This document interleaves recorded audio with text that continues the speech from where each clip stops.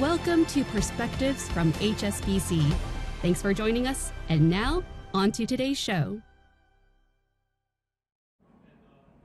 Hello, everyone. Thanks for joining HSBC podcast series of Perspectives. Today's episode is being recorded behind the scene at the HSBC Global Investment Summit happening in Hong Kong. My name is Jing Liu, HSBC Chief China Economist. I'm very pleased to be joined by Keyu Jin, Professor of Economics at Harvard University and Hong Kong University of Science and Technology. So today we're going to talk about China's economic development and its new playbook. Hi, Keyu. Great to be with you, Jing. We have a lot to talk about. Nowadays, we see a lot of trading partners, in addition to U.S., start to complain about China is getting too competitive in its export. And some people are saying that China is exporting deflation. Apparently, especially with the U.S.-China trade tension, some other economies start to worry about they might see more inflow of Chinese goods that could, to some extent, put some pressure on their domestic manufacturing. So what's your view on this?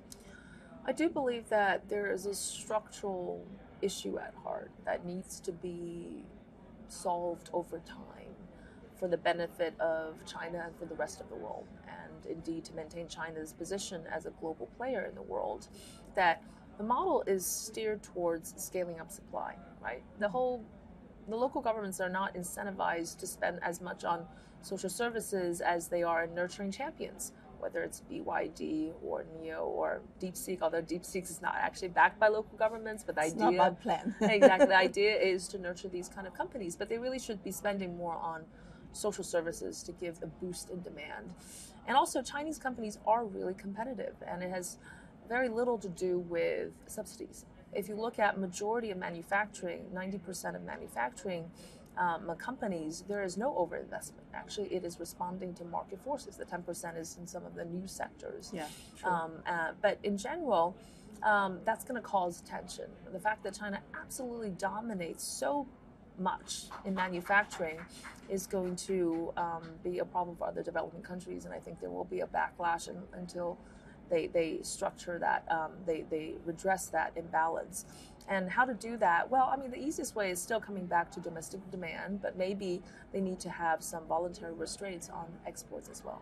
That's a very interesting point you're mentioning, because we also notice that China seems to be trying to address the issue with both the demand side and supply side. On the demand side, it's a pivot towards stimulating consumption might be one way, and it also start to talk about sector-specific measures in order to cut the capacity and, as you said, maybe restrict the export.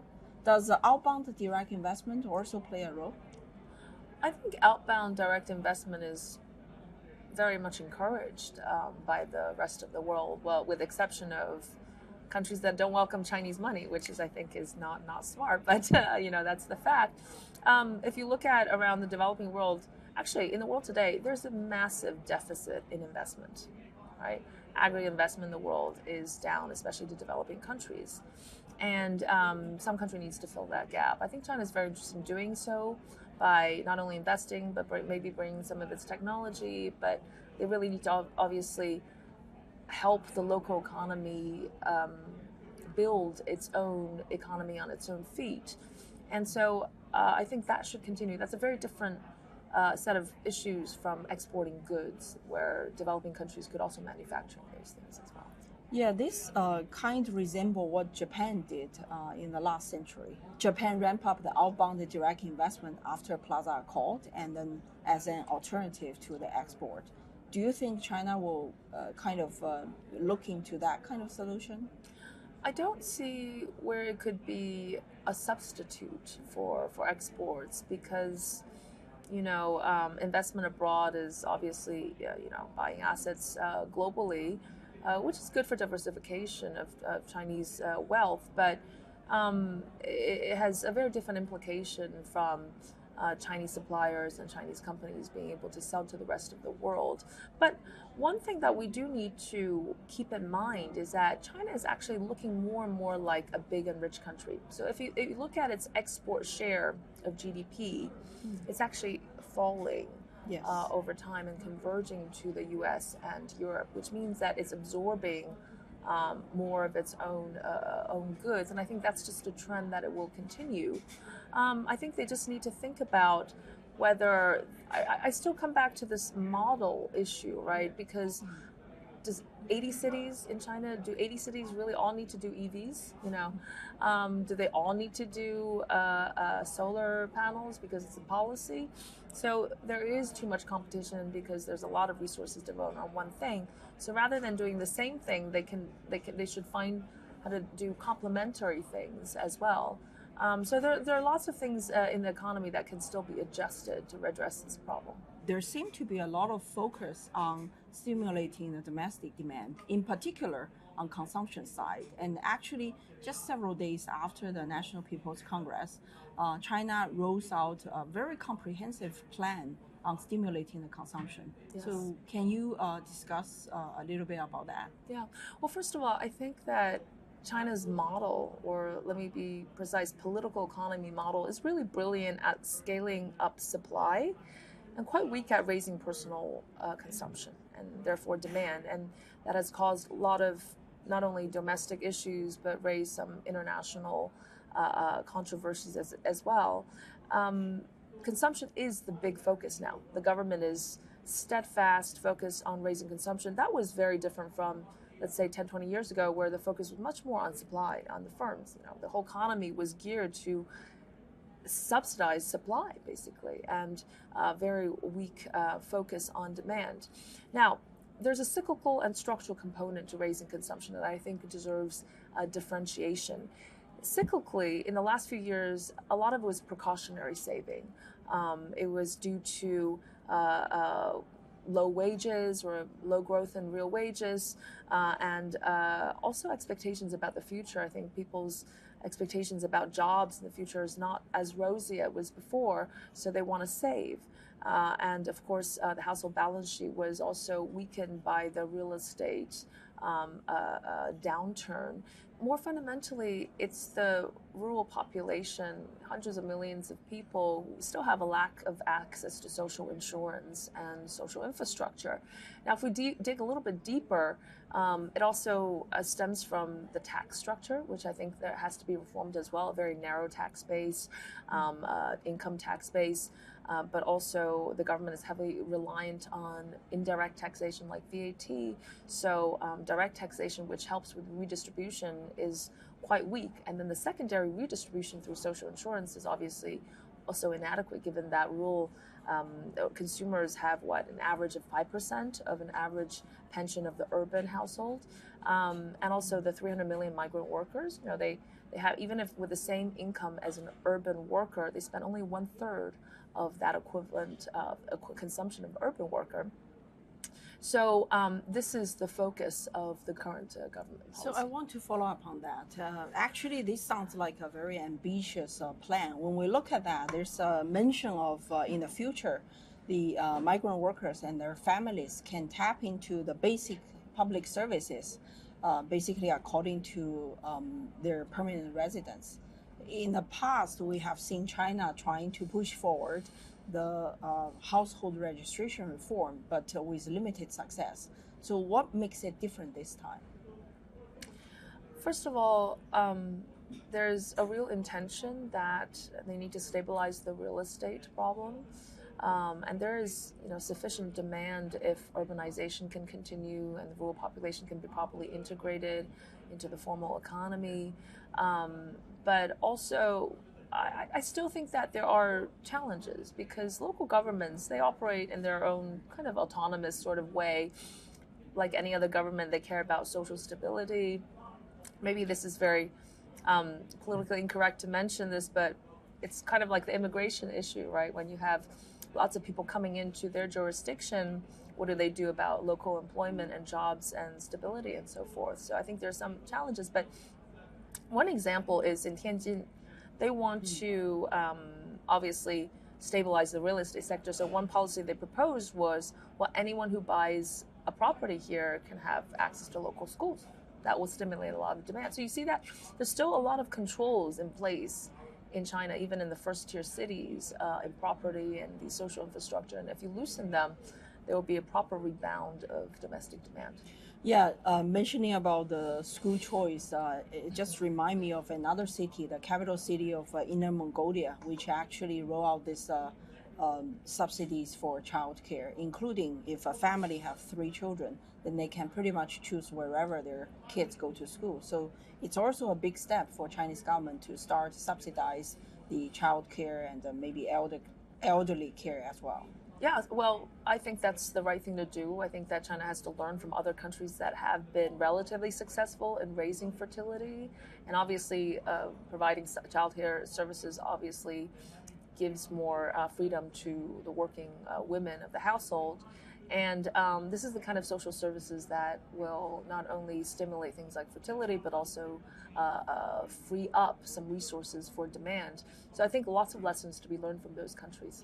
Do you think, what type of structural reform would be necessary in order to push China to make those changes? Like in the past, probably if one city government managed to invite more manufacturers to set shop in their place, then they actually get rewarded by tax and many other things. So what needs to be changed?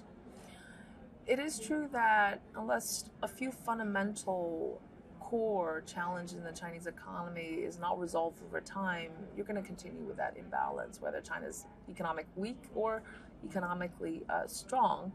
And one is the relationship between local and central government. Local governments still have the burden of taking up the majority of the expenditure and the social and the local economy, but it obviously relied in the past a lot on land sales and real estate as a source of revenue, and they have to ramp up a lot of debt to undertake those kind of responsibilities. But maybe the local government KPI should be changed from looking at GDP growth and investment to other things, maybe consumption, maybe jobs. You need to think these things through, but it has to be a more balanced approach. I think that another fundamental reform should be the redistribution system, taxation. I think still lots of people are not paying taxes, and direct income taxes is not very strong as a redistributionary force. A lot of the wealthy people are not really paying very high tax rates. It's actually in the end a bit regressive, given that the tax system relies a lot on the global issue. Yeah, it is a global issue, but China is not going to escape from that. But actually, Chinese taxation is more regressive than in many other advanced economies. But again, coming back to the social protection, social insurance, once people think that they have sustained rising wages and employment security, they're obviously going to be more free to spend, and that will boost some kind of consumption. What about housing market? Are you still worried about the housing market?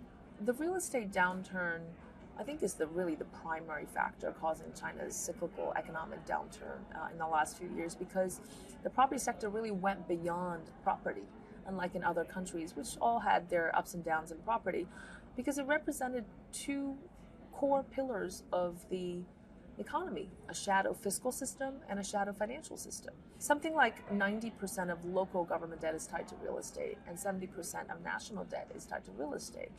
And talking about this, coming back to this mayor economy, political economy model, there was an urbanization craze. They actually went from industrialization craze to urbanization craze because property became an even easier source of revenue. And so when that came down, it brought really down 2 pillars of the economy. So stabilizing real estate is absolutely crucial. In a good scenario, 5 to 7 years, stabilize, China can move on. Now, you're already seeing signs. 5 to 7 years, counting starting from 2022. So we're halfway. In the good scenario. And that's coming from international data. A bad scenario would be 10 years. So I think if you look at the wealth effect, if Chinese people's wealth really dropped by 1/3, that has major consequences on consumption as well. So you really need to stabilize real estate to build that foundation for a stable a rebound. But also to mention that you're seeing signs of a transition already in the economic structure, a bit away from the real estate into broadly categorized as high-tech sector. So the government, coming back to the recent Congress, really is focusing on two things: consumption, so domestic demand, and productivity based on innovation. Yeah, indeed. We have seen some green shoots in terms of housing stabilization and in terms of business confidence. I think DeepSeek disruption really has made a big difference. Well, it was interesting because I was still debating foreign policy on peak China, the concept of peak China, and went from peak China to a few months later, DeepSeek moment, a major pendulum swing. And I keep on having to remind the Western audience that this is what always happens when you predict China like that, going from collapse, oops, no, second edition collapse, oops, no, third edition, then peak China, oh, and then DeepSeek, and suddenly everybody's interested in China again, right? Yeah, nobody is talking about China is uninvestable. No, not anymore, and that was the more major clients thing, are asking me about what's going on in China, what kind of the next DeepSeek moment will be. Exactly, so this is what I've been trying to argue, that China's fundamentals are there. China's long-term potential is there. Just look at the people, the skills, the hard work, the scale, the market, the innovation. Yes, in the short term, confidence has been a major hindrance to the Chinese economic situation. But that's also very hard to rebuild, of course, but the fundamentals are there. It's a very different country from just the normal countries that fall into the middle income trap. Yeah.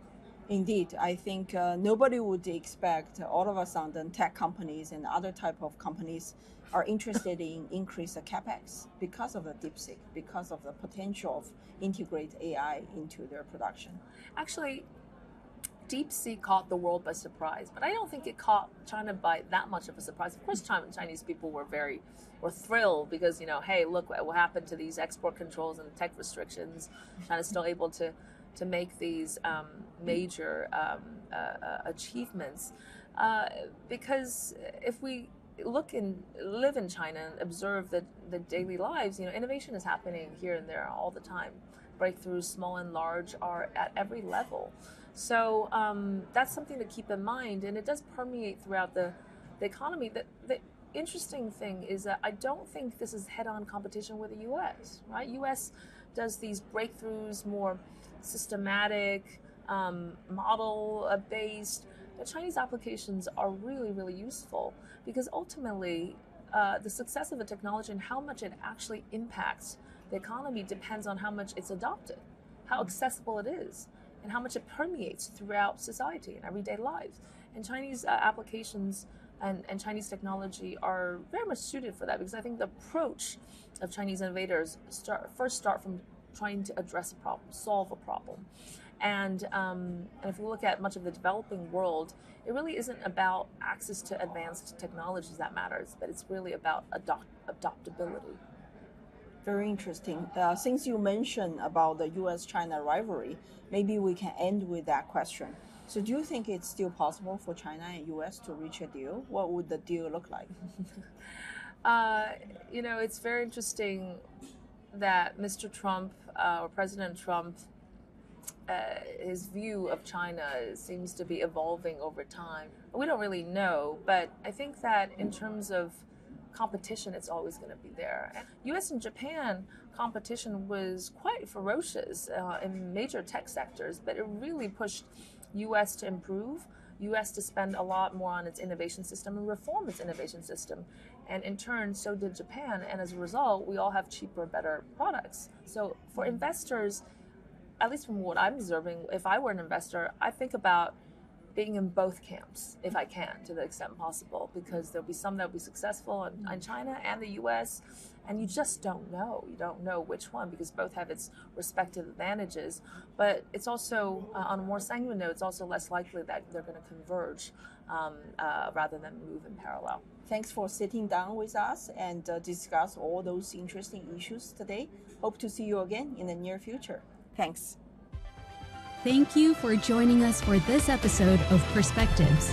Make sure you're subscribed to HSBC Global Viewpoint to stay connected